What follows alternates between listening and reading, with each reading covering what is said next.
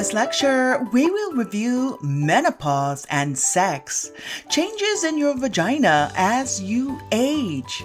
We will also discuss the sexual behavior of seasoned women. And I say seasoned because I don't think older is the term that we should use here. The physical changes they undergo, and the attitudes that influence them. I found this great article that was very interesting to me, and I thought it was well written that I wanted to share it with you all. It is titled How Your Vagina and Vulva Change as You Age by Elizabeth Yuko and Helen Carefoot. So after this lecture, let me know what you think. The human body changes constantly as we age, even in ways that may not be immediately noticeable. As we advance through the decades, each organ in the body undergoes changes, including the skin, the ovaries, the vagina, and vulva. But despite how key the vagina and vulva are, we're often not fully briefed on what sort of changes to expect as we age. Maybe you receive some instruction about puberty in school, but after that, many women are basically left to guess what's going to happen next. By our 20s, many of us are acquainted with our vagina and vulva and how the parts work. Given that people in their 20s and 30s and early 40s typically have normal estrogen levels, their vaginas and vulvas should be elastic, thick, and lubricated. The vagina and all its elastic glory can only stretch so much during childbirth, she explains. With each vaginal delivery, there is a little more stretch, similar to what happens to the elastic band found on pants. But never fear, your vagina does heal. In your 30s, regardless of whether or not you've given birth, Ross says that you should start doing Kegel exercises, if you haven't already. Kegel exercises strengthen the pelvic floor muscles, which support the vagina, uterus, bladder, and bowel. If Kegels are done correctly and repeatedly, over time, you can avoid symptoms such as stress and urge incontinence caused by childbirth, aging, and obesity. A bonus is Kegel exercises can also make sexual intercourse more enjoyable for you and your partner. In your 40s, perimenopause can set in as early as your mid-30s, but more commonly begins sometime in your 40s and typically lasts between 4 and 8 years. Perimenopause refers to those years in the reproductive life cycle where the ovarian production of estrogen becomes irregular and erratic. Symptoms, including dryness and an increased risk of vaginal infections, can begin to crop up in your 40s. In an article titled The Effects of Aging on the Female Reproductive System by Dr. Jessica McLaughlin, she states that around menopause, changes in the female reproductive organs occur rapidly. Menopause is defined as 1 full year after the last menstrual period. Menstrual cycles stop and the ovaries stop producing estrogen. According to Dr. McLaughlin from the Medical University of South Carolina, after menopause, the tissues of the labia minora, which surround the opening of the vagina and urethra, clitoris, vagina, and urethra become thin, atrophy. This thinning can result in irritation and dryness of the labia and vagina. Vaginal discharge and urinary tract infections are more likely to develop. Also after menopause, the uterus, fallopian tubes, and ovaries become smaller. With aging, there is a decrease in the amount of muscle and connective tissue, including that in muscles, ligaments, and other tissues that support the bladder, uterus, vagina, and rectum. As a result, the affected organs may not be supported and may drop down, which is called the prolapse, sometimes causing a feeling of pelvic pressure or fullness. They may bulge at the opening of the vagina and cause difficulty urinating or loss of control of urination, or bowel movements like incontinence. Women who have had children are more likely to have such problems, but they may affect any woman. Because there is less estrogen to stimulate milk ducts, the breasts decrease in size. The connective tissue that supports the breasts also decreases. The loss of support contributes to changes in breast shape. Fibrous tissue in the breasts is replaced with fat, making the breasts less firm. Many women experience changes in sexual function after menopause. Vaginal dryness after menopause can cause pain during sexual activity. Some women feel a decrease in the desire to have sex or in the sensation of sexual arousal or orgasm. Now let us recap on the biological changes in women. The climacteric is a period about 15 to 20 years from about 45 to 60, during which a woman's body makes the transition from being able to reproduce, the decline in the functioning of the ovaries, as well as in other body tissues and systems. Menopause, also known as the change of life, refers to one specific event in this process, the cessation of menstruation. This occurs on average over a 2-year period beginning at around age 50, average age between 40 to 60.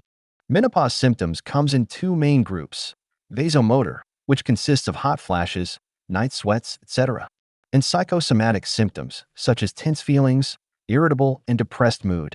Now, a hot flash is typically described as a sudden wave of heat from the waist up. The woman may get red and perspire a lot. When the flush goes away, she may feel chilled and sometimes shiver. The flashes may last from a few seconds to half an hour and occur several or many times a day. They may also occur at night, causing insomnia. The resulting perspiration can actually soak the sheets. Two other possible effects of the decline in estrogen levels are vaginal dryness and osteoporosis, which are porous and brittle bones. A popular question asked is, how many women experience symptoms of menopause? The answer is, it depends on the woman's sociocultural environment. Her diet, whether or not she smokes, exercise, her overall attitude, marital status, and socioeconomic status are all potential influences. White women report significantly more psychosomatic symptoms, 40 to 56%. Black women report vasomotor symptoms, 32 to 40%. And Asian women are less likely than other groups to report symptoms. There are 4 approaches to treatment of menopause: hormone therapy, medications to relieve specific symptoms, complementary or alternative treatments, and seeking advice from friends and family. Hormone therapy using oral estrogen is recommended to treat moderate to severe vasomotor symptoms. It is best to start it in early menopause within 10 years of onset. It is also used to prevent osteoporosis in high-risk women with low bone density.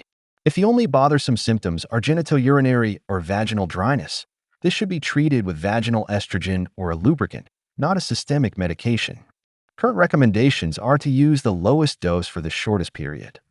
The use of estrogen-progesterone therapy is associated with increased risk of venous thrombosis and stroke, though the absolute risk in younger, recently menopausal women is low. The major health concern is the use of bioidentical, compounded menopausal hormone therapy products. These products are compounds of various hormones that are described as customized for the patient and prescribed by various types of physicians. There are also alternative treatments for menopause. They include acupuncture, herbal remedies, supplements, various spices, and other compounds. Some women believe menopause is part of the normal aging process and do not seek treatment. Now, in regards to sexuality and menopause, during the climacteric, physical changes occur in the vagina. The lack of estrogen causes the vagina to become less acidic, which leaves it more vulnerable to infections. Estrogen is also responsible for maintaining the mucous membranes of the vaginal walls. With a decline in estrogen, there is a decline in vaginal lubrication during arousal, and the vaginal walls become less elastic. Either or both of these may make intercourse painful for the woman. Several remedies are available, including the use of artificial lubricants and estrogen creams for the vagina by prescription. Some women report that intercourse is even better after menopause, especially when fear of pregnancy no longer inhibits them. Research on women's sexuality after menopause conclude that the majority of women continue to engage in sexual activity, and many enjoy it both during and after menopause. There is some decline in sexual functioning on average during menopause and particularly after the last period. Estrogen is related to the decline in sexual functioning, is part because low estrogen levels cause vaginal dryness. There is some evidence that higher estrogen levels are associated with better sexual functioning. Testosterone is also important. A woman's sexual desire may decline as her levels of ovarian testosterone decline. Testosterone therapy is recommended only in cases where the woman is diagnosed with hypoactive sexual desire. Lastly, let us touch on sexual attitudes in menopause and beyond. While sexual activity declines somewhat with age, it is perfectly possible to remain sexually active into one's 80s or 90s. Problems with sex or the cessation of intercourse may be related to physical factors. Psychological factors can also be involved, such as the belief that seasoned adults, also known as older adults, and the elderly cannot or should not have sex. Masters and Johnson emphasize that 2 factors are critical to maintaining sexual capacity. First, good physical and mental health, and second, regularity of sexual expression. An AARP survey indicates that all sexual behaviors, including sexual intercourse and masturbation, continues past age 70. Please be advised, this is an educational, academically sound psychology course by Dr. Bev Knox for adult student learners.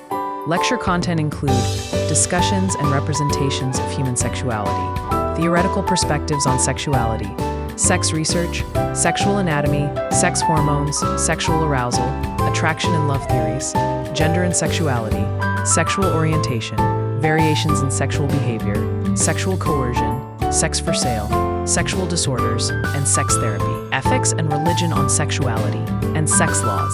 Before beginning the course, please be mindful of your capacity to witness and respond to videos, books, and images of this content material.